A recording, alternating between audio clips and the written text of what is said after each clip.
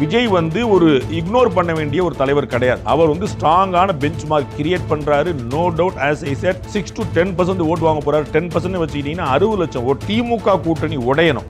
விஜய் கூட யாரா கூட்டணி சேரணும். இப்படி கதை விடுறீங்களே மை டியர் சிஎம் சார்.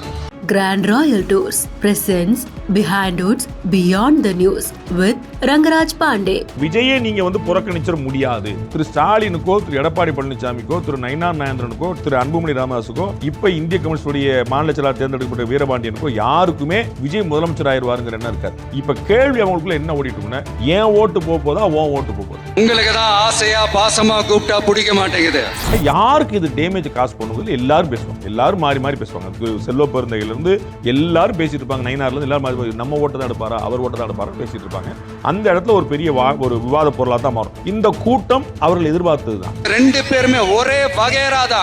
தாவேகா வந்த பிறகு நாதாகாக்கு ஒரு சேலஞ்ச் ஏற்படும். நான் ஏற்கனவே சொன்ன அவங்க ரெண்டு பேரும் சேர்ந்தாலே வலுவான மூணாவது நியாயம். அதாவது இளைஞர்களுக்கான ஒற்றை போக்கிடமா அது மாறிடும். பொய்யான வாக்குறுதிகள் எப்பவுமே கொடுக்க மாட்டோம். அண்ட் இது வந்து ஒரு ஆர்கனைஸ் பண்ணப்பட்ட கூட்டம் கிடையாது. வண்டி வைங்க, காசு கொடுங்க, ஆள் ஏற்பாடு பண்ணுங்க. எல்லாருமே வந்து ஒரு கட்டற்று வந்து நிக்கிறாங்க. பெரும்பாலான 95% இளைஞர்கள் கூட்டமா இருக்குது. அவர் டயலாக் சொல்லிட்டாரு, படிச்சிட்டாரு, ஒப்பிச்சிட்டாரு. நீங்க பண்ணுங்க, யார் வேணாம் சொல்றாங்க. அதனால ஒப்பிச்சிட்டாரு இருக்கணும். யாரோ ஸ்கிரிப்ட் எழுதி தராங்க. எல்லாருக்கும் ஸ்கிரிப்ட் எழுதி தராங்க. அது யாரும் மறுக்கல. அது டெலிவரி பண்ணணும்ல.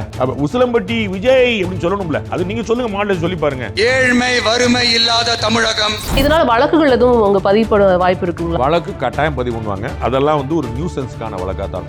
பிரதர் சார் அவரை இறங்க சொல்லுங்க. Grand Royal Tours presents Behind Hoods Beyond the News with Rangaraj Pandey. வணக்கம் சார். தமிழக வெற்றி கழகத்தின் தலைவர் விஜய் அவர்களை வந்து இவ்வளோ நாள் வெளில வரல அப்படின்னு நம்ம எல்லாருமே பத்திரிகையாளர்லேருந்து அரசியல் தலைவர்லேருந்து எல்லாருமே சொல்லிக்கிட்டு இருந்தாங்க அப்படிங்கிறத பார்க்க முடிஞ்சிச்சு. இன்றைக்கி முதல் தடவையாக வந்து தன்னுடைய சுற்றுப்பயணத்தை ஆரம்பிச்சிருக்கிறாரு. திருச்சியில் மாபெரும் ஒரு மக்கள் கூட்டமும் அங்கே இருந்ததை பார்க்க முடிஞ்சது. முதற்கட்ட பார்வையாக அவங்ககிட்ட இருந்து சில விஷயங்கள் கேட்க ஒன்று வந்து அவர் வந்து அப்பப்போ தான் வர்றாருங்கிறத நான் ஏற்க தயாராக இல்லை. எல்லா நாளும் வர வேண்டிய அவசியமும் இல்லை.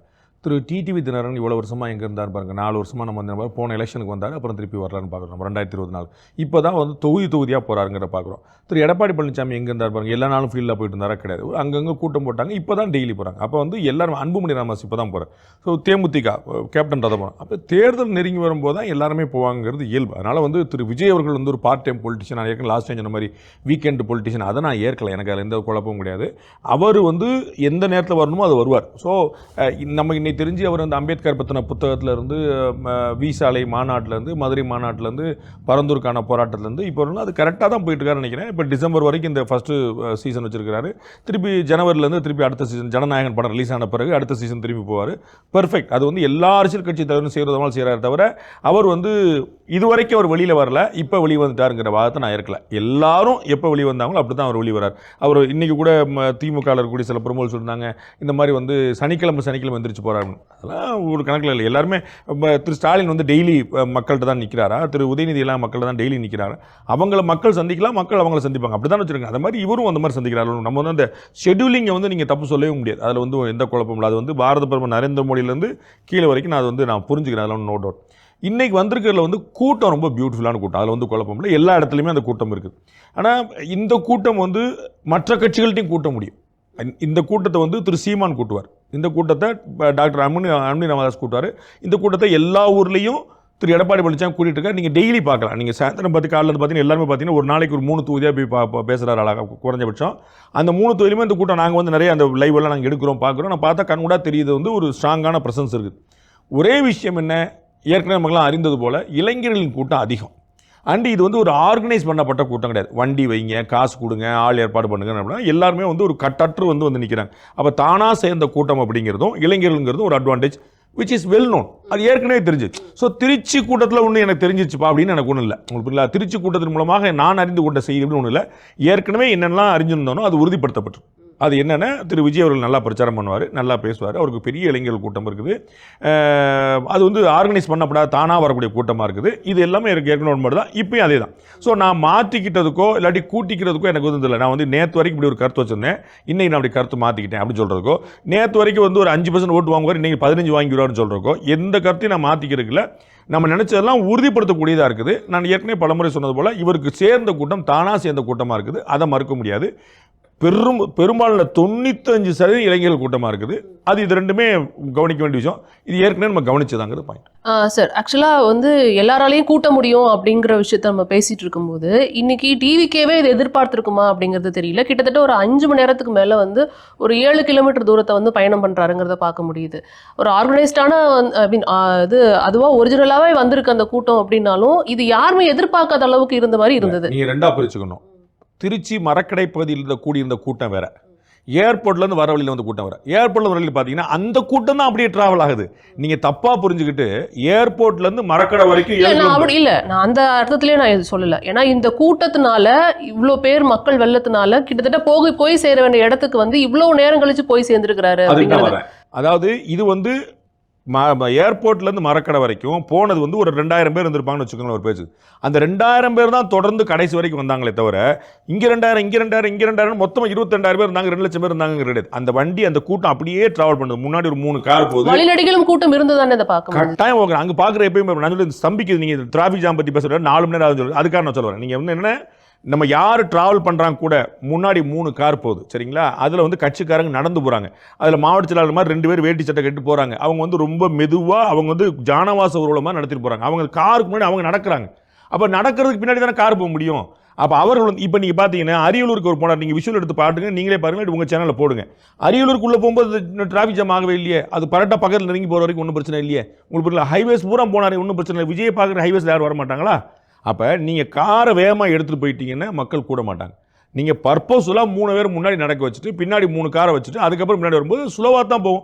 ஸ்லோவாக போனால் விஜய் போகிறாருன்னா ஏன் சும்மா போயிட்டு யார் விடுவாங்களா? எல்லாரும் நான் போயிட்டு பார்ப்பேன். விஜய் போகிறாருன்னு பார்க்குறது எனக்கு அதில் ஒன்றும் குழப்பம் இல்லை. அப்படியே தான் இருக்கிறாரா, சேப்பதாக இருக்கிறா, உயரமாக இருக்காரு, நம்ம எல்லாருமே பார்ப்பாங்க. அது நோ டவுட். அப்படி அவங்க ரோட் ஷோ தான் நடத்திருக்காங்க அப்படிங்கிற மாதிரி ஒரு விஷயம் முன்வைக்கிறீங்க அப்படின்னா அவங்க 5 மணி நேரம் அதை பண்ணிருக்க வேண்டிய அவசியம் இல்லையே சார். அந்த இடத்துக்கு அவங்க வந்து டைமுக்கோ இல்லை ஒரு 1 மணி நேரம் டிலே பண்ணி போயிருந்துருக்காங்க. நெரேட்டிவ், அதுதான் சினிமா. அதுதான் வந்து முன்னாடி நான் ஏற்கனவே சொன்ன மாதிரி ட்ரெய்லர் போடுறது, ஃபர்ஸ்ட் லுக் கொடுக்குறது, பாட்டு ரிலீஸ் பண்ணுறது. அப்படி முன்னாடி எதுக்கு இதெல்லாம் பண்ணுறாங்க?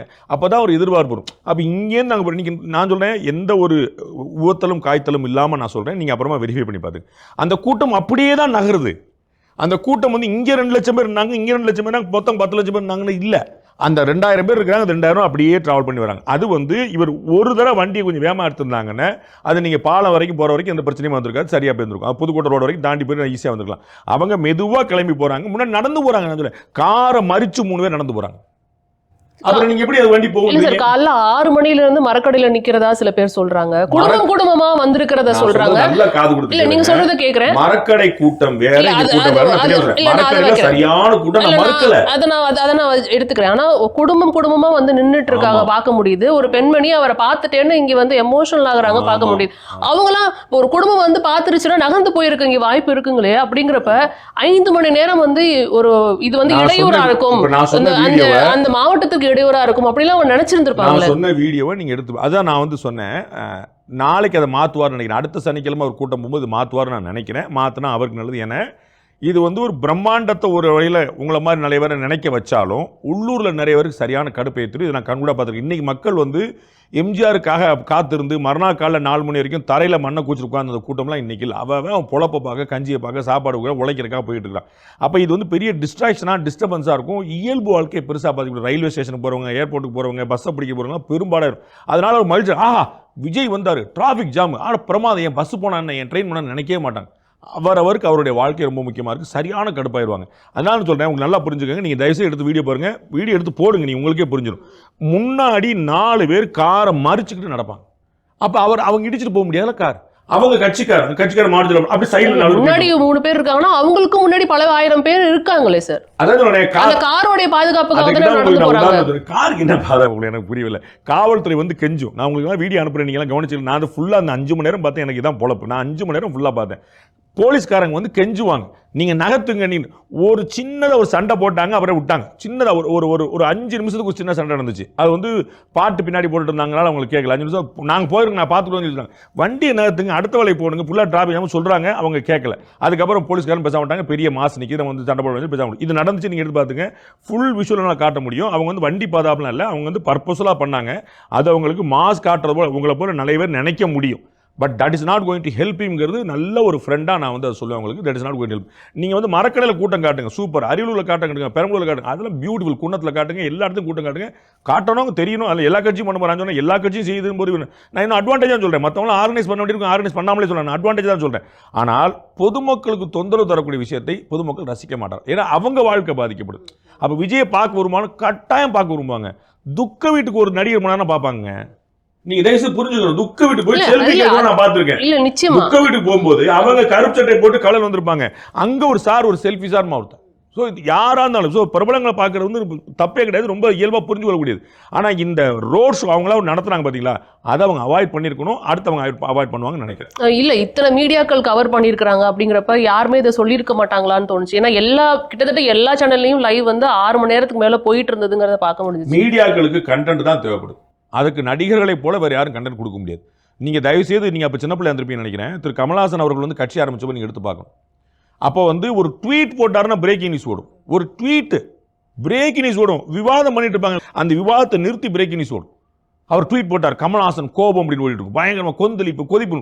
இப்போ என்னாச்சு நீங்க பார்க்கணும். மீடியாக்களுக்கு பெரிய கண்டென்ட். அப்ப இங்க கூடியிருந்த தொண்டர்கள்லாம் ஓட்டா மாற வாய்ப்பு இல்லை அப்படிங்கிற மாதிரி நீங்க மாறுவாங்க.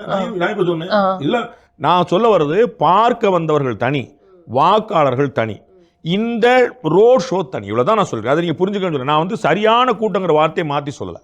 சொல்ல போறீங்களா, ஆர்கனைஸ் பண்ணாமல் அவர்களா வந்த கூட்டங்கிற நான் மாற்றி சொல்ல, நானாக தான் சொல்லியிருக்கேன் உங்களுக்கு. ஆனால் நான் சொன்னேன் இங்கே ஷோ கால்டு ரோட் ஷோ சொன்னீங்க இல்லையா, அதை அவர் தவிர்க்கணும்னு சொல்லுவார். அந்த டிராஃபிக் வந்து லிட்டரலாக லைட்டாக இருக்கும். அப்போ ஏன்னா வண்டி வேறு ரொம்ப பெருசு, சரிங்களா, அதனால் வந்து இருக்கும். அது நம்ம அது ஆட்டோமேட்டிக்காக உள்ளது அனுமதிச்சிருந்தாங்கன்னா எல்லாரும் பார்த்துட்டு விஜய் பார்த்து ஹாப்பியாக இருப்பாங்க.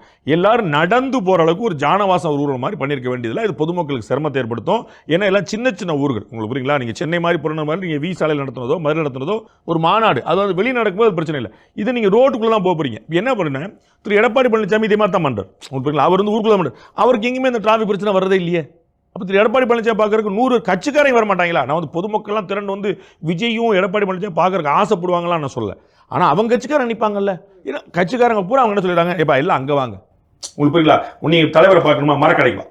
இல்ல அவங்களும் அந்த அறிவிப்பெல்லாம் வெளியிட்டு இருந்தாங்க இல்லையா. இப்போ அதாவது டிவிக்கு சார்பிலையும் வந்துட்டு மரக்கடைக்கு தான் வரணும், இது மாதிரி மேலே ஏறக்கூடாது, இது மாதிரி நிறைய விஷயங்களை வந்து அவங்களும் வந்து வெளியிட்டு இருந்தாங்கங்கிறது பார்க்க முடியுது. ஆனா கட்டுக்கடங்காத கூட்டத்து மூலையா, கட்டுக்கடங்காத கூட்டம் மரக்கடையில இந்த ஜாம் பண்ணது வந்து அவங்க. நான் அது ரெண்டையும் பிரிச்சு பார்க்க விரும்புறேன், பிரிச்சு சொல்ல விரும்புறேன்.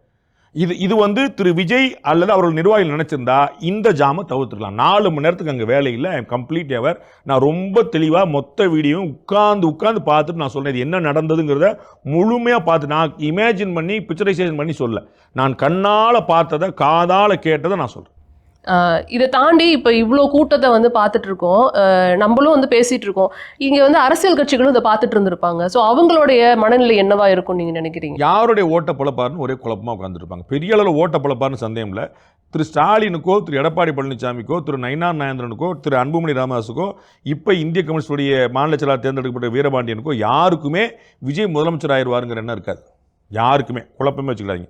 இவங்க யாருக்குமே விஜய் எதிர்க்கட்சி தலைவராக வந்துட போறாருங்கிற குழப்பம் இருக்காது. அந்த 2 பேரும் அதில் தெளிவாக இருப்பாங்க. ஆனால் யாருக்கு இது டேமேஜ் காசு பண்ணுங்கிறது எல்லாரும் பேசுவாங்க. எல்லாரும் மாறி மாறி பேசுவாங்க. செல்வ பெருந்தையிலிருந்து எல்லாரும் பேசிட்டு இருப்பாங்க. நயினார்லேருந்து எல்லாரும் மாறி நம்ம ஓட்டை தான் எடுப்பாரா, அவர் ஓட்டை தான் எடுப்பாரான்னு பேசிட்டு இருப்பாங்க. அந்த இடத்துல ஒரு பெரிய ஒரு விவாத பொருளாக தான் மாறும். இந்த கூட்டம் அவர்கள் எதிர்பார்த்தது தான். இதை உறுதிப்படுத்துகிற கூட்டம் தான். அது வந்து கற்பனைக்கு எட்டாத கூட்டம் இல்லை. உங்களுக்கு புரியுங்களா? திரு விஜய் வந்தாருன்னா எவ்வளோ கூட்டம் வரும்னு அவங்களுக்கு எல்லாருக்கும் தெரியும். அந்த கூட்டம் தான் அங்கே வந்திருக்கு. அப்போ வந்து அவங்க நினைச்ச கரெக்டாக தான் நினச்சிருக்கோன்னு உறுதிப்படுத்திவிடுவாங்க. அவர்கள் அதிர்ச்சி அடையக்கூடிய வகையிலோ இல்லாத ஒன்றோ வந்து காணாமல் போனதோ ஒன்றும் கிடையாது. ஸோ அவங்க எதிர்பார்த்து உறுதிப்படுத்திவிடுவாங்க. இப்போ கேள்வி அவங்களுக்குள்ள என்ன ஓடிட்டு இருக்குன்னா, ஏன் ஓட்டு போதா ஓன் ஓட்டு போதா, இந்த கேள்வி இருக்கும். அது எல்லாருக்குமே வந்து இருக்கக்கூடிய கேள்வி தான். $1 மில்லியன் கேள்வி தான், பதில் தெரியாத கேள்வி தான். இதில் திரு அப்பா அவர்கள் வந்து என்ன சொல்லியிருக்காருன்னா, நடிகர்களை பார்க்க கூட்டம் வரதான் செய்யும். 2011 திரு வடிவேலு அவர்களுக்கும் இவ்வளவு கூட்டம் கூடியது அப்படிங்கிற அந்த வாதத்தை வந்து ஏற்றுக்கொள்ள முடியுமா? நடிகர்களை வைத்து பெரிய அளவில் அரசியல் பண்ணி ஆதாயம் அடைந்தது திராவிட முன்னேற்ற கழகம். அவர்கள் அதை சொல்லலாமா அப்படிங்கிறதான் கேள்வி. வேறு ஒன்றுமே கிடையாது. நாங்கள் வந்து மதுவிலக்கு கொண்டு வரணும் அப்படின்னா யார் சொல்லணும் அப்படிங்கிற ஒரு கணக்கு இருக்குல்ல. அப்போ வந்து திராவிட முன்னேற்ற கழகம் நடிகர்களால் வளர்ந்த பெரிய கட்சி. எம்ஜிஆரை வந்து தன்னுடைய இதயக்கணின்னு அண்ணா வந்து குறிப்பிட்டார். அவர் வெளியில் அவர் முகம் காட்டுறதன் மூலமாக பல ஆயிரம் வாக்குகள் கிடைக்கும்னு அண்ணா நம்பினார். அண்ணா வந்து ஒரு அறிவார்ந்த பெருந்தகை. அவர் வந்து ஒரு இன்டலெக்சுவல் பாலிடிக்ஸ் பண்ணணும்னு நினச்சவர். அவர் எம்ஜிஆருடைய செல்வாக்கை ஒரு செகண்ட் குறைச்சி இன்னும் பெருசாக மதித்தார். என்ன குழப்பம்? சிவாஜி கணேசன்லேருந்து எல்லாருமே இங்கே அரசியல் இருந்தவங்க தானே, காங்கிரஸ் கட்சியில் இருந்தவங்க தானே. ஆனால் திராவிட முன்னேற்ற கழகம் தான் திரைத்துறையினரை மக்கள் முன்னாடி நிறுத்தி அது வந்து SS ராஜேந்திரலேருந்து எல்லா பிரபலங்களும் வச்சுக்கோங்க. நீங்கள் வந்து ராதா ரவிலேருந்து SS சந்திரன்லேருந்து கீழே கடைசி நீங்கள் வந்து நீங்கள் யாருனாலும் எங்கள் அண்ணன் குமரிமுத்துலேருந்து திரைப்பிரபலங்களை அதிகமாக பயன்படுத்த திமுக, அதன் பிறகு பயன்படுத்த ஆரம்பிச்சது அதிமுக, இன்னைக்கு எல்லா கட்சியும் பயன்படுத்துகிறாங்க. ஸோ திராவிட முன்னேற்ற கழகத்துடைய உறுப்பினராக இருந்த திரு அப்பா அவர்கள் இதை சொல்றது ரொம்ப பெரிய ஆச்சரியம். திரு மு.க. ஸ்டாலின் அவர்கள் இன்னைக்கு வந்து ஒரு அறிக்கை வெளியிட்டிருந்தாரு, முப்பெரும் விழாக்கு ஒரு அழைப்புதல் மாதிரி. அதில் வந்து ஒரு குறிப்பிட்ட பகுதியில் வந்து கொள்கை இல்லாத கூட்டத்தை வந்து கூட்டுவது திமுகவின் ஆளுகளில் மற்ற கட்சிகள் மாதிரி வந்து நாங்கள் வந்து மக்களுக்கு இடையூறு வந்து விளைவிக்க மாட்டோம் அப்படிங்கிற பாயிண்ட் எல்லாம் வந்து முன்னிறுத்தி பேசியிருந்தாரு. கிட்டத்தட்ட அது வந்து தமிழக வெற்றி கழகத்தை குறிப்பதாக தான் வந்து விவாதங்கள் போயிட்டு இருக்கிறத பார்க்க முடியுது. இவ்வளவு நல்லா பேசாதவரை இன்னைக்கு கரெக்டாக பேசுறதுக்கான காரணம்? நான் இன்னமும் அவர் விஜயை குறிப்பிட்டாருன்னு நான் நினைக்கல. இன்னமும் வந்து ஒரு ஏடிஎம்கே தான் குறிப்பிட்றாருன்னு நான் நினைக்கிறேன். ஏடிஎம்கேக்கு பாலிசி கிடையாது, ஐடியாலஜி கிடையாது. அவங்க வந்து பெரியார் சொல்லிட்டு இருக்காங்க, ஆனால் ஃபாலோ பண்ண மாட்டாங்க அப்படிங்கிறத அவர் ஜெயலலிதா அவர்கள் இருந்த காலத்துலேருந்து எம்ஜிஆர் அவர்கள் இருந்த காலத்துலேருந்து சொல்லிட்டு இருக்காங்க. வந்து அது அந்த மாதிரி விமர்சனங்கள் வைப்பாங்க. இப்போ பொதுமக்களுக்கு இடையூறுங்கிறது இந்த ஆம்புலன்ஸ் மாதிரியான விஷயங்களை நீங்கள் சேர்த்து மனசில் வச்சுக்கலாம். ஆம்புலன்ஸ் வரும்போது வந்து இவங்க ஏடிஎம்கேல வந்து ஆம்புலன்ஸ் குறுக்க விடுறீங்கன்னு சொல்லி சொல்கிறதும், ஆம்புலன்ஸ் கூட வழிவிட மாட்டாங்கன்னு திமுக விமர்சிக்கப்பட்டது நம்ம பார்க்கணும். ஸோ நான் வந்து விஜய் அவர் சொல்லிட்டான்னு நினைக்கல, விஜய் அவர்கள் அவ்வளோ சுலபமாக சொல்ல மாட்டாங்கன்னு நினைக்கிறேன். ஏன்னா இந்த அரசியல் கட்சியிலலாம் இந்த நெரேட்டிவ்ங்கிற எப்படி இருக்குன்னா, நான் இப்போ உங்கள் பேரை ரெஃபர் பண்ணிட்டேன்னு அது ஒரு அங்கீகாரமாக 10 பேர் நினைப்பாங்க. அப்போ யார் பேரை ரெஃபர் பண்ணணும், யார் பேரை ரெஃபர் பண்ணக்கூடாது, யாரை ஜாடையாக சொல்லணுங்கிறதுலாம் ஒரு கணக்கு இருக்குது. நீங்கள் பார்த்துருப்பீங்க, திரு அண்ணாமலை மாநில தலைவர் இருந்த வரைக்கும் திரு ஸ்டாலினோட தான் சண்டை விடுவார். திரு ஸ்டாலின் முதலமைச்சர் வந்துட்டு மோடியோட தான் சண்டை போடுவார். அவர் இடையில இங்கே யாரும் சண்டை போடுவார். அவர் திரு எடப்பாடி பழனிசாமி சொல்ல மாட்டார். உங்களுக்கு புரியுங்களா? அது என்னன்னா இது ஒரு நெரேட்டிவ் தான், அது அந்த கணக்கு தான் உங்களுக்கு. அதே மாதிரி இவங்க வந்து விஜய் அவர்களை இன்னும் குறிப்பிட்டு it will take some time. அதை வந்து 2ஆம் கட்ட 3ஆம் கட்ட தலைவர் தான் டீல் பண்ணிட்டு இருப்பாங்க. திரு உதயநிதியை சொல்ல மாட்டார். பார்த்துட்டு இருக்காங்க. இவ்வளவு நாள் வரைக்கும் சொல்லவே இல்லை. அவர்களும் வந்து எடப்பாடி பழனிசாமி அவர்களை மட்டும் தான் இங்கே பேசிட்டு நான் சொல்ல வரேன் உங்களுக்கு. அதான் திரு எடப்பாடி பழனிசாமி சொல்றதா திரு உதயநிதி கழகு. ஏன்னா திரு உதயநிதியை ஒரு போட்டு கம்மி, அவங்க ஸ்டாலின் வர்சஸ் எடப்பாடி தான் நினைப்பாங்க. அப்போ வந்து உதயநிதி வர்சஸ் எடப்பாடியே கிடையாது. அப்போ உதயநிதி வந்து திரு எடப்பாடியை சொல்றது வந்து அந்த இடத்துல பொருந்தும். அதாவது அவங்க வந்து ஒவ்வொருத்தரும் ஒரு படி மேலே ட்ரை பண்றாங்கன்ட்டு. அதனால அவ்வளோ சீக்கிரமாக நீங்கள் வந்து சொல்லிட மாட்டாங்க. 2ஆம் கட்ட 3ஆம் கட்ட தலைவர் தான் சொல்லிட்டு இருப்பாங்க. திரு அப்பாவு போல, திரு TK சிலங்கோன் போல, திரு RS பாரதி போல, இல்லை லோக்கல் இருக்கக்கூடிய மற்ற தலைவர்கள் இவங்க சொல்லுவாங்க. அது புரிஞ்சிடும். ஒரு நாள் பேச வேண்டி வரும். விஜயை நீங்க வந்து புறக்கணிச்சிட முடியாது. விஜய் வந்து ஒரு இக்னோர் பண்ண வேண்டிய ஒரு தலைவர் கிடையாது. அவர் வந்து ஸ்ட்ராங்கான பெஞ்ச் மார்க் கிரியேட் பண்றாரு. No doubt. As I said 6 to 10% ஓட்டு வாங்க போறாரு. 10% வச்சுக்கிட்டீங்கன்னா 60 லட்சம் ஓட்டு, 60 லட்சம் ஓட்டு, 35 லட்சம் ஓட்டு வாங்கியிருக்கிறார் அண்ணன் சீமான், 8%. உங்களுக்கு புரியுங்களா? அப்போ நல்லா புரியும். அப்போ வந்து ஸ்ட்ராங்கான ஒரு இம்ப்ரெஷன் வந்து கிரியேட் பண்ணும். அது வந்து இல்லை, அது யாருடைய 10%ங்கிறத நம்ம புரிஞ்சிக்க வேண்டிய விஷயம். அவங்க எல்லாருடைய குழப்பம் எங்கே இருக்குன்னு, ஏடிஎம்கேக்கு பாதிப்பு ஏற்படுமா, டிஎம்கே கூட்டணிக்கு பாதிப்பு ஏற்படும் தான் கேள்வி. ஆனால் அவர் வந்து அவர்லாம் ஒரு ஆளாங்க நாங்கள் பார்த்துக்கலாங்கிற பிசினஸ்ல திரு விஜய் நீங்கள் வைக்க முடியாது. அப்போ நீங்கள் சொன்ன மாதிரி இதுக்கு காலம் எடுக்கும் அப்படிங்கிறப்ப தேர்தல் சமயத்தில் தான் வந்து திரு விஜய் அவர்களுக்கு மேலே எதிர்ப்பை வந்து தெரிவிக்க ஆரம்பிப்பாங்களா? ஒன்று அமையாத வரை திரு விஜய் இந்த இடத்துல தான் இருப்பார். நான் ஏற்கனவே பலமுறை சொன்னது போல திமுக கூட்டணி உடையணும், விஜய் கூட யாரா கூட்டணி சேரணும். அப்படின்னா தான் வரும். நான் வந்து ஏற்கனவே வேற சொல்லியிருக்கேன், அதிமுக இல்லாமல் யாருக்கும் ஆட்சி இல்லை, திமுக கூட்டணி உடையாமல் யாருக்கும் ஆட்சி இல்லை. இது நான் பலமுறை சொன்ன ஸ்டெப். இப்போ அடிஷனலாக ஒன்று என்ன சொல்றேன்னா, திமுக கூட்டணி உடைஞ்சி விஜய் கூட யாரா கூட்டணி சேரணும். அப்பதான் விஜய் கன்சிடர் பண்ணப்படுவார். அப்போ என்ன ஆகும் அன்னைக்கு நான் சொல்றது இன்னைக்கு குறிச்சுக்குங்க. என்ன ஆயிருன்னா மும்முனை போட்டின்னு தெளிவாயிரும். இன்னைக்கு வரைக்கும் அது இருமுனை போட்டி தான். திரு எடப்பாடி, திரு ஸ்டாலின் இவர்களுக்கு தான் போட்டி. அட்வான்டேஜ் டிஎம்கே, ஏடிஎம்கே நல்லா ஃபைட் கொடுக்குது. நாளைக்கு எல்லாரும் கூட்டணிலாம் ஒன்று சேர்ந்துருவாங்க வைக்கிறாங்க. இப்படி ஒன்று ஓடிட்டு இருக்கும். அப்போ 2 பேர் பெரிய ஒரு உருவமாகவும் திரு விஜயும் திரு சீமானையும் சின்ன ஒரு உருவமாகவும் போடுவாங்க. மீடியாக்கள் நாளைக்கு நீங்கள் தமிழில் போடும்போது அப்படி தான் போடுவீங்க. ஆனால் ஒருவேளை டிஎம்கே கூட்டணி உடஞ்சி அல்லது ஏடிஎம்கே கூட்டணியில் இருக்கிறவங்க யாராவது அம்மா மக்கள் முன்னேற்ற கழகமோ தேமுதிக இந்த மாதிரி யாராவது ஒருத்தவங்க வந்து போயிட்டாங்க, அவர்கிட்டே ஒரு அணி வந்துருச்சுன்னா அன்னைக்கு அது வந்து அக்கண்ணாவா மாறிடும், ட்ரையாங்கிளா மாறிடும், அன்னைக்கு மும்முனை போட்டியா மாறிடும். அன்னைக்கு ரிசல்ட்டே வேற அன்னைக்கு. அன்னைக்கு தான் எதிர்ப்பு வந்து கிளம்பும். இவர் ஒரு அணியாக மாறணும். இப்ப நீ தனியா இருக்கும்போது வந்து கட்டாயமா வந்து ஓகே சூப்பருங்க நல்லா பெஞ்ச் மார்க் கிரியேட் பண்ணாங்க அப்படி வரும். ஆனா இவர் வந்து ஒரு மிரட்டல், ஒரு அச்சுறுத்தல் ஆட்சியாளர் கொடுக்கறதுக்கான வாய்ப்பு கம்மியா. அப்ப இவர் ஒரு அணியான டிஎம்கே கூட்டணி உடைஞ்சோ அதிமுக பிரிஞ்சு போறவங்க யாராவது அங்க போனாங்கன்னா அன்னைக்கு வந்து ஒரு அணியாவாங்க. அன்னைக்கு வந்து ஒரு பெரிய எதிர்பார்ப்பு ஏற்படும். இப்ப வந்து நிறைய விமர்சனங்கள் வந்து தொடர்ந்து இப்பயும் அந்த விமர்சனங்கள் வச்சுட்டு இருக்கிறத பார்க்க முடியுது. இந்த கூட்டம்லாம் வந்து ஓட்டா மாறாது, இன்னும் வந்து அவங்க அரசியல் படுத்தப்படல, இன்னும் வந்து அவரே அரசியல் தலைவரா மாறல, இன்னும் நடிகராகவே இருக்காரு அப்படிங்கிற வாதத்தை வந்து இப்பயும் வந்து நிறைய பேர் வச்சுட்டு இருக்கிறத பார்க்க முடியாது. அதை குறித்து உங்களுடைய கருத்து என்ன தெரிஞ்சுக்கணும்? ஒரு பேட்டர்ன் இருக்குங்க. கலைஞர் பேசுற மாதிரி திரு ஸ்டாலின் பேச மாட்டார், ஜெயலலிதா பேசுற மாதிரி திரு எடப்பாடி பேச மாட்டார். அதுல என்ன உங்களுக்கு ஜெயலலிதா அவர்கள் வந்து கரிஷ்மாட்டிக் லீடர், அத்தாரிட்டிவான் லீடர். அந்த மாதிரி எடப்பாடி கிடையாது, எடப்பாடிக்கே தெரியுமே. அவர் தெரியாமல உட்காந்துருக்காரு. கலைஞர் மாதிரி நான் வர முடியாதுன்னு ஸ்டாலினே சொல்லியிருக்கிறாரு. அதில் என்ன குழப்பம் உங்களுக்கு? அப்படி ஒரு கம்பேரிசன் சரி வராது. அவங்களுக்கு ஒரு பேட்டர்ன் இருக்குது. இவர் வந்து திரையிலிருந்து தான் வந்தார், அதில் அவருக்கு எந்த குழப்பம் கிடையாது. நான் வந்து கூத்தாடி சொல்லிட்டு இருந்தாங்க, ஆமாம் கூத்து அப்படிப்பட்டதுன்னு சொல்லிட்டு போன மாநாட்டில் கூத்து பற்றி அவ்வளோ பெருமையாக சொன்னார். ஸோ அவருக்கு வாழ்க்கை கொடுத்தது, அவரை அடையாளப்படுத்தது, வீடு வீடாக கொண்டு சேர்த்தது இந்த திரைத்துறைன்னு தெரியும். அதனால் அதை அவர் ஏன் மாற்றணும்? அதனால் டக்குன்னு ஒரு வெள்ளச்சட்டைக்கு வெள்ளை வேட்டி கட்டிட்டு வந்து நான் ஒரு கரை வேட்டி கட்டிட்டு வந்து நான் அப்படி பண்ணுங்கிற அவசியம் இல்லை. அவருக்கு இந்த மாஸ் ஹீரோ லுக்கு கொடுத்தது சினிமா. அப்புறம் அவர் ஏன் அதை உடனே நினைக்கிறீங்க? அதனால வந்து அது வேறு விஷயம். ஓட்டா மாறுமான்னு நான் சொன்னால் மாறும். அந்த பர்சன்டேஜ் இருக்குது. அந்த பர்சன்டேஜ் கூட்டுறதுக்கு எனக்கு அடுத்த அளவுகள் தேவைப்படுது. நான் இப்போ வந்து இந்த இடத்துல நான் மாற்ற இவ்வளோ கூட்டத்தை பார்த்த பிறகு, நான் வீசாலையை பார்த்த பிறகும், மதுரையை பார்த்த பிறகும், கோயம்புத்தூரை பார்த்த பிறகும், திருச்சியை பார்த்த பிறகும், பரந்தூர் கூட்டத்தை பார்த்த பிறகு எனக்கு எந்த குழப்பமும் இல்லை. நான் அங்கே தான் நிற்கிறேன். இப்போ நாளைக்கு 2 கட்சி உள்ள கூட்டணி சேர்ந்துச்சு, அது கன்சிடரபிள் கட்சியாக இருந்தது. 2 கம்யூனிஸ்ட் சேர்ந்தாங்க, ஒரு இன்னொரு கட்சி சேர்ந்தா அப்படிங்கிற மாதிரி இல்லாமல் ஒரு கன்சிடரபிளாக சேர்ந்து நிற்கிறாங்கன்னா அப்போ நம்ம வந்து கணக்கை திருப்பி மாற்றி போட வேண்டியிருக்கும். No doubt. ஓட்டா மாறுமானா மாறும். ஆனால் எவ்வளோ இருக்குன்னு அது ஏற்கனவே சொன்ன அளவு தான் இருக்குது. 10% வரைக்கும் அதிகபட்சமாக இருக்கும். அதுக்கு மேலே அங்கே ஓட்டு இல்லை. ஸோ வந்து அது வந்து நடிகர்களுடைய ஓட்டு, ரசிகர்களுடைய ஓட்டு, தொண்டர்களுடைய ஓட்டு, கட்சிக்காரங்க ஓட்டு, ஜனநாயகப்படுத்துறாங்க அந்த வார்த்தை விளையாட்டுக்குலாம் நான் போக விரும்பல. திருமாவளவன் அவர்களே எல்லாரையும் ஜனநாயகப்படுத்தணும், எல்லாரும் அரசியல்படுத்தணும் வார்த்தையை பயன்படுத்துவார். அவருடைய கட்சிக்காரங்களே இந்த மாதிரி சொல்லுவாங்க. அப்போ இது எல்லாரும் பாமகவில் சொல்லுவாங்க. ஸோ அதெல்லாம் வந்து ஒவ்வொருத்தரும் சொல்லிட்டு இருப்பாங்க. நம்ம அதில் அரசியல் பயிலரங்கம்னே மருத்துவரையாக வச்சிருந்தார். அப்போ இதை மாதிரி ஒவ்வொருத்தர் விமர்சனம் பண்ணுறது வந்து அது வந்து இவங்களுக்கு பண்ணதான் செய்வாங்க எதிர்கட்சினா. ஆனால் இவருக்கு வந்து அப்படிப்பட்ட ஒரு டீம் இருக்குது, ஒன்றுமில்லாத ஒரு டீம் இருக்குது அப்படின்னு நான் நினைக்கல. He is very strongly building his team. அதில் ஒன்று குழப்பம். அந்த பில்டிங் டீம் வந்து அவர் இருக்கக்கூடிய வாக்கை உத்தரவாதப்படுத்துகிறதே தவிர உயர்த்தவில்லை. நிச்சயமாக இதுல திரு சீமான் அவர்களோட எதிர்ப்பு பத்தி நம்ம ஏற்கனவே நிறைய முறை பேசியிருக்கோம். இப்ப சமீபமா அது கிட்டத்தட்ட நேற்றுன்னு நினைக்கிறேன், எல்லாரும் வந்து நான் மேலே ஏறி வரப்ப நீங்க ஏன் வரீங்க அப்படின்ற ஒரு கேள்வி எழுப்புறதை பார்க்க முடியுது. அப்படிதான் அவர் சொல்றாரு, நான் அப்ப வந்தேன் கரெக்டா கமலஹாசனை உள்ள அமிச்சிங்க, இப்ப வர நீங்க வரீங்க, எல்லாம் ஏன் வரீங்க அப்படின்ற ஒரு கேள்வி வைக்கிறார். இது எப்படி ஒரு நியாயமான கேள்வியை எடுத்துக்க முடியும்? நியாயமற்ற கேள்விதான். அண்ணன் வந்து திரு விஜயை பத்தி விமர்சிக்காம நேரா திரு ஸ்டாலின் பத்தி விமர்சிக்கிறது தான் அவருக்கு அழகுன்னு நினைக்கிறேன். ஆமா, இது ஏற்கனவே நம்ம விவாதிச்சோம். வர்றவங்க எல்லாம் விஜய் பத்தி தான் கேட்பாங்க. நான் திரும்ப மீடியாக்களுக்கு இரையாக கூடாது, ரொம்ப முக்கியம். அதில் திமுக வந்து பியூட்டிஃபுல்லா மீடியாக்களை இரையாக்கும். மீடியா என்ன செய்யணுங்கிறது திமுக பியூட்டிஃபுல்லா செட் பண்ணும். ஆனால் மற்ற கட்சியில் நினைச்சுவாங்க இந்த மீடியாக்களுக்கு இரையாயிருவாங்க. அதுதான் அண்ணன் சீமான செய்கிறார். எப்படி திரு விஜய் சீமானை பற்றி விமர்சிக்க மாட்டார்? அதிமுக பற்றி அங்கே பண்ணார், இங்கே ஒன்றும் சொல்லவே இல்லை. இன்னைக்கு திருச்சியில் கூட்டத்தில் முழுக்க திமுக அரசு தானே சொல்கிறாரு.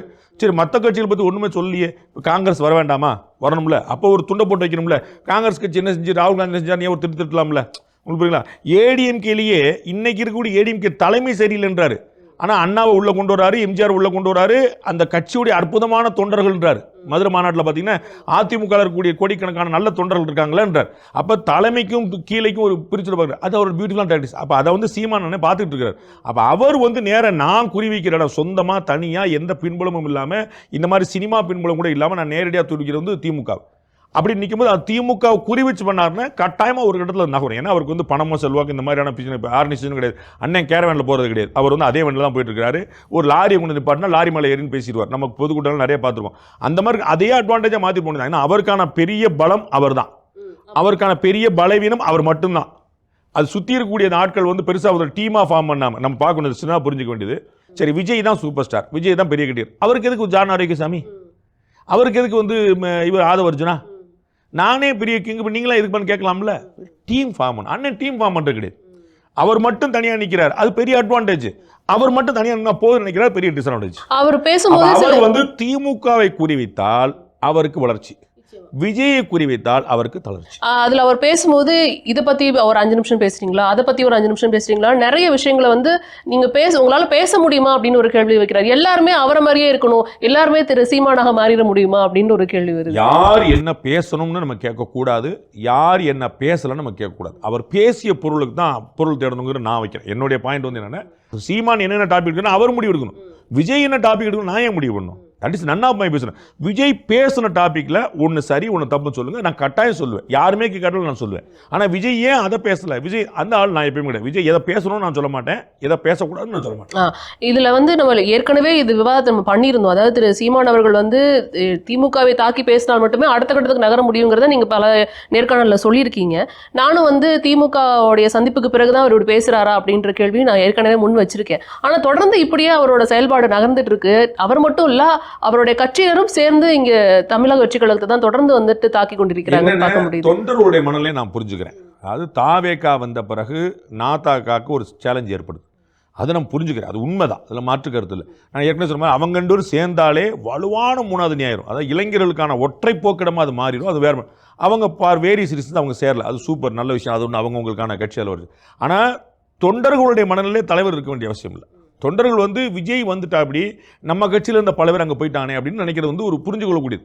ஆனால் திரு சீமான் அப்படி நினைக்க வேண்டியல. தொண்டர்கள் எங்கே போனாலும் நான் அவர் தான் சொல்கிறார்ல, எனக்கு உன் ஓட்டு வேண்டாம், உன் ஓட்டு எனக்கு தீட்டுன்னு சொன்னவர். யார் பணத்துக்காக ஓட்டு போடுவானோ, யார் ஜாதி மதம் பார்த்து போடுவானோ அவன் வந்து எனக்கு தேவையில்லை என்றார். அப்படி சொல்லி தான் அரசியல் வந்தார். அப்போ அவர் வந்து மண்ணுக்கும் புழுவுக்கும் மரணத்துக்கும் மலைக்குமா நான் அரசியல் பண்ணுறேன்னு சொல்லி சொல்கிறார். மாடுகளின் மாநாடு நடத்தினார், மரங்களின் மாநாடு நடத்தினார். அப்போ அவருக்கு he's travelling in some different way, அதில் தான் அவர் போகணும். அப்போ அரசியல் எதிரி யாருன்னா திமுகங்கிறதுல குழப்பம் இல்லாமல் இருக்கணும். எப்படி விஜய்க்கு ஒரு தெளிவு. அப்போ இப்போ அவர் வெளிப்படுத்துறது வந்து ஆதங்கமா இல்லை நிஜமாலே அது பின்னாடி அரசியல் இருக்குங்களா? அவ்வளவு தூரம்லாம் எனக்கு கணிக்க தெரியலிங்க.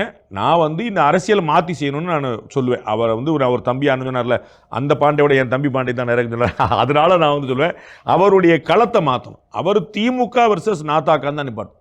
திமுகவை நான் வெளியே கொண்டு வந்து நிப்பாட்டணும். அப்படி தான் அவருக்கு சரியாக இருக்கும். அவர் வந்து இந்த பக்கம் திரும்பினா திமுகவுக்கு சாதகமாக இருக்கும். அவர் திமுகட்ட வந்து ஒரு அண்டர்ஸ்டாண்டிங் போயிட்டாரு. அதிமுக அது நான் எப்பயுமே அந்த விஷயம் நான் பேசுகிறது கிடையாது. நான் வந்து அந்த மாதிரியான ஒரு நம்பர் 2 பிளாக் அந்த சமாச்சாரம் பக்கம் நான் போகிறது கிடையாது. எது பொது வெளியில் வைக்கிறதோ அதை நம்ம பேசணும். பின்னாடி இருக்குங்கிறது அவதூறு எல்லாருமேலையும் இப்போ அள்ளிட முடியுங்க. நம்ம வந்து அது உண்மன் வரணும், மனசாட்சி வரணும், அவ்வளோதான் நான் பார்க்குறேன். அப்போ வந்து இந்த இடத்துல திரு சீமான் தன்னுடைய ட்ராக்கை மாற்றி அவர் திமுக பண்ணாருன்னா அவர் கட்சி வளரும். அவர் தாவேக்காவை குறிவிச்சாருன்னா அது அவருக்கு தான் மைனஸாக மாறும். அது வந்து இன்னும் சொன்னால் தாவேக்காக்கு இன்னொரு அட்வான்டேஜாக மாறும். அப்படியே இங்கே திருப்பியும் விஜய் அவர்களுடைய பயணத்துக்கு வந்தோம் அப்படின்னா, இங்கே வந்து மைக் ஒர்க் ஆகலை ஃபஸ்ட்டு. அதுக்கப்புறம் அவர் என்ன பேசினாருங்கிறது சில சேனலில் நரேட் பண்ணதுக்கப்புறம் நம்மளால் புரிஞ்சுக்க முடிஞ்சுது.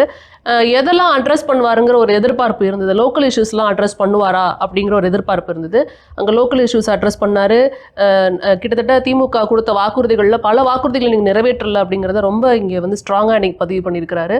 அது மட்டும் இல்லாமல் அங்கே இருக்கிற மினிஸ்டர்ஸ், அதுவும் ஒரு சட்டமன்ற உறுப்பினர் அவங்களையுமே வந்து இன்னைக்கு தாக்கி பேசியிருக்கிறாருங்கிறத பார்க்க முடிஞ்சது. ஸோ டோட்டலாக அவர் பேசுனது எப்படி இருக்குன்னு தெரிஞ்சுக்கலாமா? ரொம்ப நல்ல ஸ்பீச். அதில் ஒன்று ஆடியோ வந்து ஒரு பெரிய துரதிஷ்டம், அது வந்து அன்எக்ஸ்பெக்டடு, பட் அது இட் ஹேப்பன்ஸ். அதில் என்னென்னா அவருடைய வண்டியில் பொருத்தப்பட்ட ஆடியோ சிஸ்டத்துக்கும் வெளியில் பப்ளிக் அங்கே கனெக்ட் பண்ணி இந்த ஆடியோ சிஸ்டத்துக்கும் சரியான கனெக்ஷன் ஏற்பாடில் அந்த பெரும் கூட்டத்தில் அதை கொண்டு வந்துருக்க முடியாது. அது வந்து ஒரு இடத்துல வயர் ஸ்பாட்டுன்னு அவங்க ஸ்பாட்டே கரெக்டாக நிப்பாட்டினாங்களா என்னால் கணிக்க முடியல. அது வந்து அந்த இடத்துல வயர்லாம் வச்சுருப்பாங்க. நம்ம வந்து வெளியில் வந்து சுற்றி ஒரு 100 ஸ்பீக்கர் போட்டிருப்பாங்க, லைட்டு பேர்லாம். அந்த ஸ்பீக்கர் போட்டதுக்கு ஆடியோ ஆம்பிளிஃபையர்லாம் சேர்த்து வச்சு ஒரு கனெக்ஷன் பண்ணோம். அது இந்த கேரவேனில் இருக்கிறதோட கனெக்ட் பண்ணோம். அங்கே தான் கோளாறு. என்னென்னா அவர் முதல்ல பேசுனது இந்த எக்ஸ்டர்னலாக கொடுத்துருந்தது இல்லை, இன்டர்னலாக கொடுத்துருந்தது. ஸோ வந்து அது வந்து லைவில் ஃபுல்லாக தெளிவாக வந்துருச்சு, நமக்கெல்லாம் தெளிவாக வந்துருச்சு. சரிங்களா? அதுக்கப்புறம் லோக்கல் யாரும் கேட்கலன்ட்டு அங்கே பூரா சத்தம் போட ஆரம்பிச்சிட்டாங்க. அப்புறம் இந்த மைக் எடுத்துட்டு லோக்கல் எடுக்கிறாரு, அது அவருடைய வண்டியோட மைக்.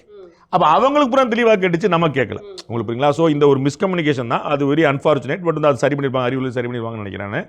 அது வேறு இது வேறு. அட்ரஸ் பண்ணது வந்து லோக்கலில் ரொம்ப சரியாக பண்ணார். அப்படி தான் பண்ணோம். நான் ஏற்கனவே குறிப்பிட்ட போல் திரு எடப்பாடி பழனிசாமி ஊர் ஊராக போகிறார். அங்கே போனால் பொள்ளாச்சியின் பிரச்சனை இது, திருப்பூரின் பிரச்சனை இது, கோயம்புத்தூரில் பாலம் கட்டலை, இது ராமேஸ்வரத்தில் வந்து இது கொண்டாதுன்னு சொல்லிட்டு லோக்கலாக தான் சொல்கிறார். எப்பயுமே நீங்கள் ஒரு ஜென்ரிக்கான விஷயம் பேசும்போது ஒரு 10 நிமிஷம் லோக்கல் பேசணும். அப்படி தான் லோக்கலில் ரொம்ப சரியாக 2 அமைச்சர்களையும் மன்னச்சனூர் எம்எல்ஏ கதிரவனையும் வந்து பேரை சொல்லாமல் அவர் குறிப்பிட்டு சொல்லார். அது ரொம்ப சரிதான். அப்படி தான் லோக்கல் பாலிடிக்ஸ் பண்ணணும். அப்போ தான் அங்கே உள்ள மக்களுக்கு நீங்கள் வந்து இதில் வந்து ஒரு 4-5 மாவட்ட மக்கள் வந்திருப்பாங்க. புரியுங்களா? மதுரையிலேருந்து ஆள் வந்திருக்க வாய்ப்பு உண்டு. ஏன்னா அவங்களுக்கு ஒரு 1.5 மணி நேரம் 2 மணி நேரம் ட்ராவல், அதனால் வந்துருவாங்க அவங்க. அதை தாண்டி திருச்சிக்காரங்க அதிகமாக இருப்பாங்க, நோ டவுட். அப்போ வந்து வந்திருந்த கூட்டத்தில் சரிபாதி கூட்டம் திருச்சி கூட்டம் அப்படின்னு வச்சா கூட அவங்களுக்கு லோக்கலில் வந்து ஒரு பெரிய குஷி ஏற்படுத்தும். அது வந்து நேரு விமர்சனம் பண்ணுறாரு, அன்பில் மகேஷ் பொய்யாமலை விமர்சனம் பண்ணுறாரு, கதிரவன் விமர்சனம், அவங்களுக்குலாம் பெரிய ஹாப்பி தான். அவர் ரொம்ப கவனமாக பேரை குறிப்பிடாமல் போகிறார். இல்லாட்டி கதிரவன் அந்த இடத்துக்கு நடந்துருவார். அன்பில் மகேஷ் வந்து நானும் நீ ஒன்றுவார். அதனால் அவங்க ரொம்ப கவனமாக, நான் ஏற்கனவே சொன்ன அந்த நெரேட்டிவ் ஞாபகம் வச்சு பார்த்துங்க. அப்போ வந்து பேரை குறிப்பிடாமல் 2 மந்திரி இருக்காங்க, ஒன்றும் பிரச்சனை இல்லை, ஒரு எம்எல்ஏ ஆமாம் அப்படி தான் சொல்லி சொல்கிறார் அப்படின்னு அவங்க அந்த விமர்சனம் வைக்கிறார். அப்போ லோக்கல் விஷயத்தை அட்ரஸ் பண்ண ரொம்ப சரி. அப்படி தான் எல்லா ஊர்லேயும் பண்ணோம். அந்த லோக்கல் ஒரு கனெக்ட் வரும். அந்தந்த ஊர் பேர் அவர் சொன்னாலே சந்தோஷப்படுவாங்க. உங்களுக்கு ஞாபகம் இருக்கும், மதுரை கிழக்கு விஜய், மதுரை மேற்கு விஜய், ஒவ்வொன்று சொல்லும்போது அப்ளாஸ் பார்க்கணும். அப்போ இன்னைக்குமே பார்த்தீங்கன்னா மன்னச்சனூர், மணப்பாறை, திருச்சி, துறையூர் அப்படின்னு சொல்லி சொல்லும்போது மக்கள் வந்து அவன் ஊர் பேர் அவன் கேட்கும்போது நம்ம தலைவர் சொல்றாரு அப்படிங்கும்போது ஒரு ஹாப்பினஸ் வரும். அவ்வளோதான். He address local is very properly. இது வந்து ஃபர்ஸ்ட் டைம் அவர் வந்து ஒரு இடத்துல வந்து அவர் பேசுறாரு. அது என்னன்னா மக்கள், ஆமா, அது இது வந்து எல்லாருமே வந்துட்டு அட்ரஸ் பண்ணும்போது கன்னி பேச்சு அப்படிங்கிற மாதிரிலாம் அட்ரஸ் பண்ணியிருந்தாங்க. ஸோ அது வந்து அது எப்படி சார் ஃபர்ஸ்ட் டைம் இதில் பேசுற ஃபர்ஸ்ட் பேச்செல்லாம் கிடையாது. அது வந்து தெருமுனை பிரச்சார கூட்டம் புதுசு அவருக்கு வந்து. ஏன்னா அது வந்து பெரிய த்ரெட் ஒன்று இருக்குது. அவரை வந்து நீங்கள் சொல்லமான, ஏன்னா வந்து அவரை பார்க்குறக்க அப்புறம் நம்ம வந்து நேற்று விஜய் ஆண்டனியோட நம்ம பேசிகிட்டு இருந்தோம். அப்போ அவர் சொல்லார், நான் வந்து மக்களோட நின்று நான் வந்து கீழே வந்து ஒரு கான்செப்ட் பண்ணும்போது மக்கள் நசிக்கிடுவாங்க அப்படின்ற. அப்போ யோசிச்சு பாருங்கள், திரு விஜய் ஆண்டனியுடைய இடத்துல வந்து மக்கள் அவ்வளோ பாஞ்சு வர்றாங்கன்னா திரு விஜய்க்கு எவ்வளோ பாய்வாங்கன்னு யோசிச்சு பாருங்க.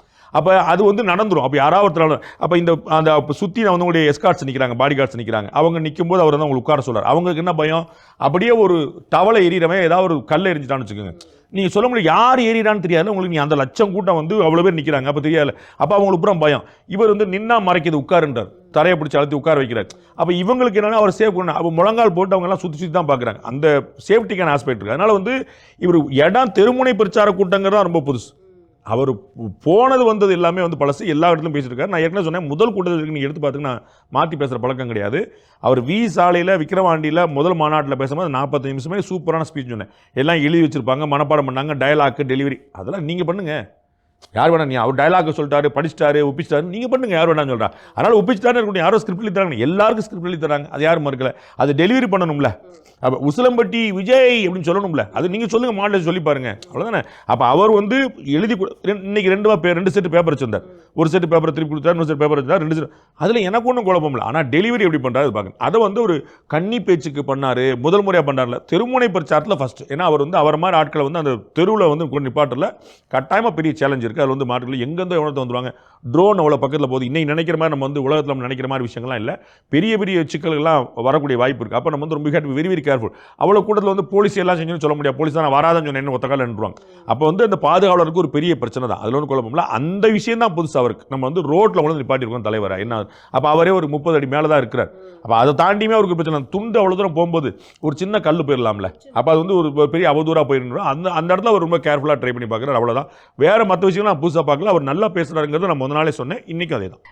இதனால் வழக்குகள் எதுவும் உங்க பதிவுப்பட வாய்ப்பு இருக்குங்களா, இல்லை அடுத்த கட்டமாக இவரோட பிளான்ல எதுவும் சேஞ்சஸ் இருக்கு? வழக்கு கட்டாயம் பதிவு பண்ணுவாங்க. அதெல்லாம் வந்து ஒரு நியூசன்ஸுக்கான வழக்காக தான் இருக்கும். அதாவது டிஸ்டர்பன்ஸ், பப்ளிக் டிஸ்டர்பன்ஸ், பொது அமைதி, இந்த மாதிரி தான் இருக்குமே தவிர ஒரு அலாமிங்கான விஷயமா இருக்காது. ஆனால் நான் வந்து கூட்டத்துக்கு முன்னாடி இவர் கூட்டம் சேர்க்கிற ஒரு தவறுக்குன்னு பார்க்குறேன். அது வந்து திட்டமிட்ட கூட்டம் சேர்த்ததுன்னு நான் சொல்கிறேன். அதை தவறுக்குன்னு நான் சொல்லுவேன். அது அவருக்குமே நல்லது நினைப்பேன். பொதுமக்கள்கிட்ட வந்து ஒரு கட்டத்தில் அது அரசியல்வாதிகள் மேலே ஏன் நம்பிக்கை போச்சுன்னு நினைக்கிறீங்க? பொதுமக்களுக்கு வந்து ஒரு அரசியல் ஒரு காம்ப்ளிமெண்ட்டில் பாருங்களேன், ஐயோ தலைவருங்க அப்படி கட்சிக்காரன் தான் யாரும் சொன்ன. அரசியல்வாதிகள் எல்லாருமே ஒரு பொட்டி குறைவாக பார்க்குற பழக்கம் தான் காமன் மேன் இருக்குது. அது என்ன, இது மாதிரியான தொந்தரவுகளால் தான். வீடு கட்டினா டிஸ்டர்ப் பண்ணுவாங்க, கோயில் போனால் டிஸ்டர்ப் பண்ணுவாங்க, வேறு ஏதாவது நம்ம வேலை பண்ணால் டிஸ்டர்ப் பண்ணுவாங்க. இந்த மாதிரி பொதுமக்களுடைய வேலைகளில் வந்து நீங்கள் தடுத்தீங்கன்னா ரொம்ப இரிட்டேட் ஆயிடும். அதை நம்ம தவிர்க்கணும், அவ்வளோதான். அவர் கூட்டத்துக்கு போகணும், அந்த கூட்டத்தில் எவ்வளோ முடியுமோ அவ்வளோ அசம்பிள் பண்ணணும், பெரிய மாஸ்க் காட்டணும், அதெல்லாம் குழப்பமே இல்லை, அதெல்லாம் செய்ய வேண்டிய விஷயம். அப்படி இல்லைனா வந்து ஒன்றுமே இல்லை, கூட்டமே வரலாம்னு சொல்லிடுவாங்க. அது வந்து ஆர்கனைஸ் பண்ண வேண்டிய விஷயம். பட் இங்கே போகும்போது வரும்போதெல்லாம் நம்ம பண்ணிட்டு இருக்க முடியாது. நம்ம நேராக ஸ்பாட்டுக்கு போயிட்டு அங்கே ஏற்பாடு பண்ண மாதிரி அடுத்தடுத்த கட்டங்களை செய்வார்னு நினைக்கிறேன். இன்னைக்கு திரண்ட கூட்டத்தை பார்த்துட்டு அடுத்தடுத்த மாவட்டங்களில் வந்து இன்னும் வந்து நிபந்தனைகளை வந்துட்டு அதிகமாக விதிக்கிறதுக்கு வாய்ப்பு இருக்கு. நிபந்தனைகளுக்கு இதுக்கு சம்மந்தம் கிடையாது, வழக்குக்கு இது சம்மந்தம் கிடையாது. வழக்கு போடத்தான் செய்வாங்க, நிபந்தனை விதிக்க தான் செய்வாங்க. அதை ஒன்றும் செய்ய முடியாது.